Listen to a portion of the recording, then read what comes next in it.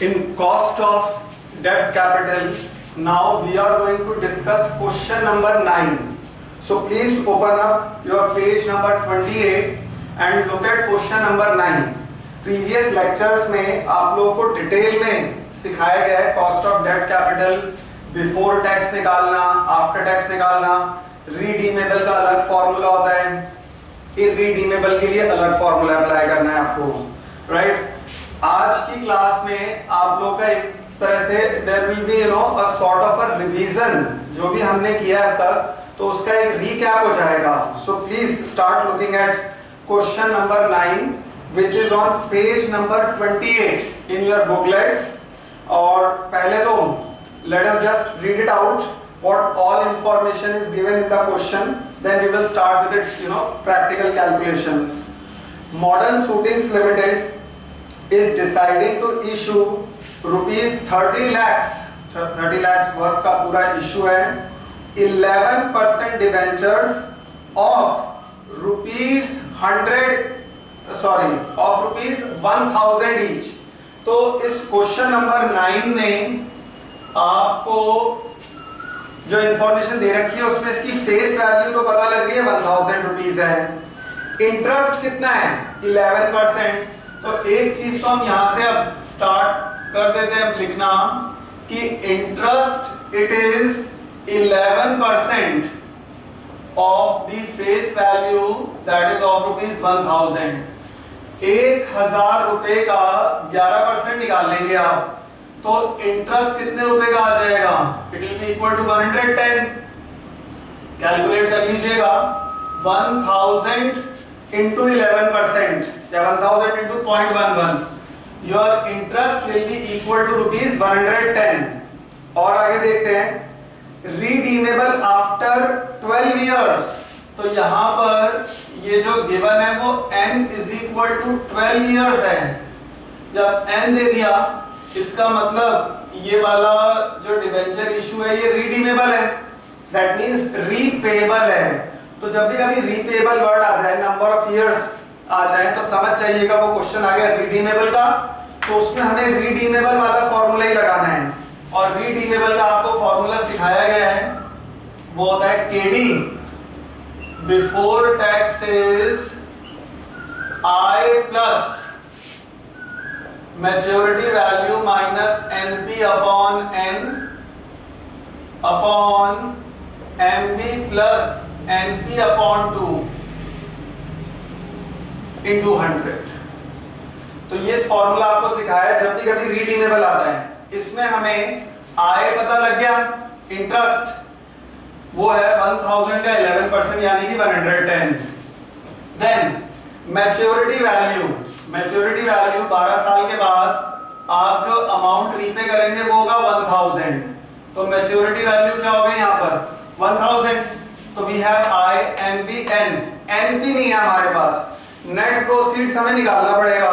उसके लिए और आगे बढ़ते हैं, क्वेश्चन में क्या दिया हुआ है, The debentures will have to be sold at 4% discount। ये फर्स्ट पार्ट चल रहा है, अभी कोई भी सेकंड पार्ट को ना देखें। Do not just jump on the second part। We are going to solve the first part जो कि फर्स्ट पैराग्राफ में है, और इसका एक सेकंड पार्ट अलग है, वो सेकंड पार्ट बाद में हम सॉल्व करेंगे। But we are just going to solve the first part right now, जहाँ लिखा है The debentures will have to be sold at 4% discount। तो यहाँ पर जो नेट प्रोसीड्स कैलकुलेट होंगी वो होंगी डिस्काउंट पर, और डिस्काउंट पर नेट प्रोसीड्स को निकालने का फॉर्मूला क्या सिखाया है आपको, फॉर्मूला होता है इशू प्राइस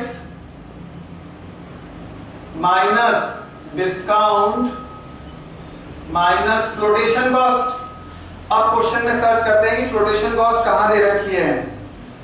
ये लिखा हुआ है सेकंड लाइन में, further an underwriting commission of 2% of the face value will be paid by the company।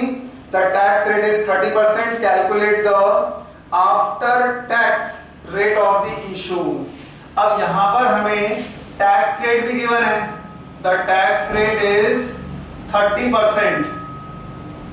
तो tax rate 30% है, वो 0.30 ले लेंगे बाद में, लेकिन यहाँ पर डिस्काउंट दिया हुआ है और डिस्काउंट कितने का है एक बार इस क्वेश्चन में ध्यान दीजिएगा। जो डिस्काउंट का अमाउंट है वो लिखा है, इस लाइन को अंडरलाइन कर लीजिएगा।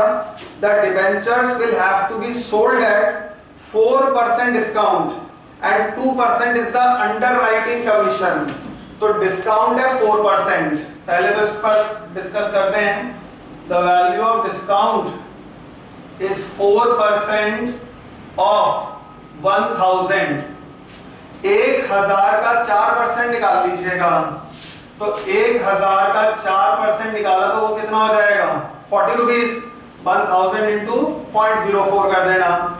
और फ्लोटेशन कॉस्ट आप लोगों को बताया था, ये underwriting commission, it is also a type of a flotation cost. Underwriting मतलब जो बड़े बड़े मर्चेंट बैंकर्स होते हैं, big financial institutions, they take a guarantee.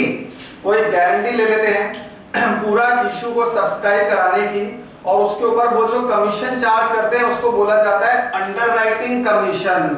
तो underwriting commission it's a sort of a guarantee to subscribe the whole issue, और उस issue को पूरा सब्सक्राइब करने की, उसको पूरे अपने चैनल्स के थ्रू सेल आउट करने की ये लोग एक गारंटी लेते हैं। जो बिगर मर्चेंट बैंकर्स हैं, साथ ही साथ जो फाइनेंशियल इंस्टीट्यूशंस हैं, वो कमीशन जो चार्ज करते हैं उस कमीशन को बोला जाता है अंडरराइटिंग कमीशन।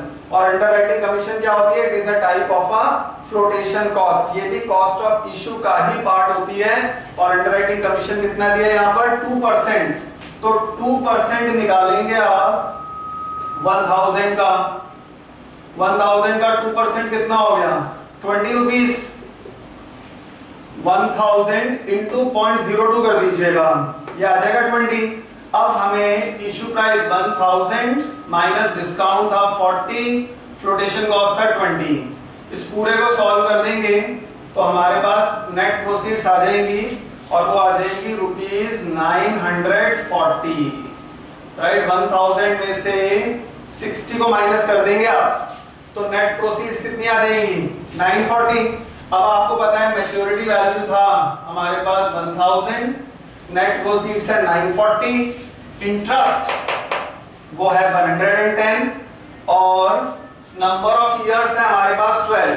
अब हम क्या करेंगे? सीधे सीधे इन वैल्यूज को प्लेस कर देते हैं। प्लेस कैसे करेंगे आप? I 110 plus 1000 minus 940। Number of years question में दिए हुए हैं 12, तो वो 12 यहां प्लेस किया हमने। 4 divided by 1000 plus 940 upon 2। Right, so let us solve it.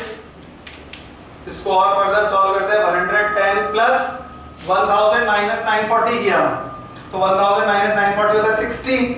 60 को 12 से डिवाइड कर दिया, ये हो गया 5। और हाथ के हाथ 1000 प्लस 940 को ऐड करिएगा, डिवाइड बाय 2 कर दीजिए।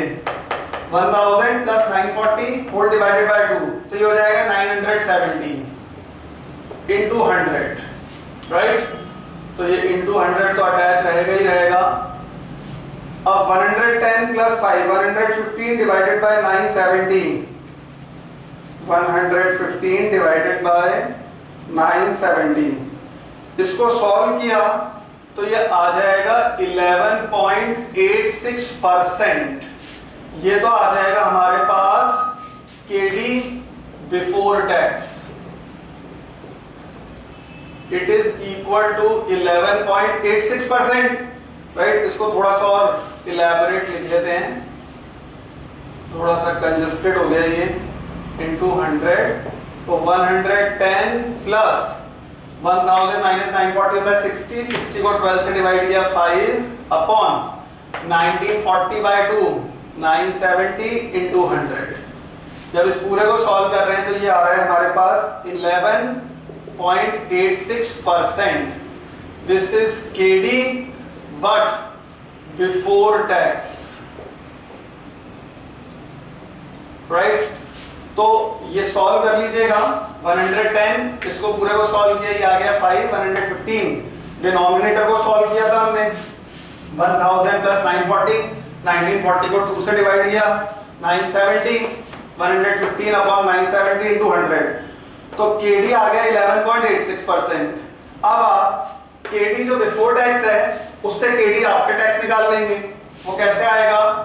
केडी आफ्टर टैक्स का एक फॉर्मूला सिखाया है आपको, जो भी केडी बिफोर टैक्स है उसको मल्टीप्लाई कर लीजिएगा 1 माइनस टैक्स रेट से। तो केडी बिफोर टैक्स है 11.86, टैक्स रेट था 0.30, right. T tax rate was 30%, 30% को कैसे लिखा जाएगा?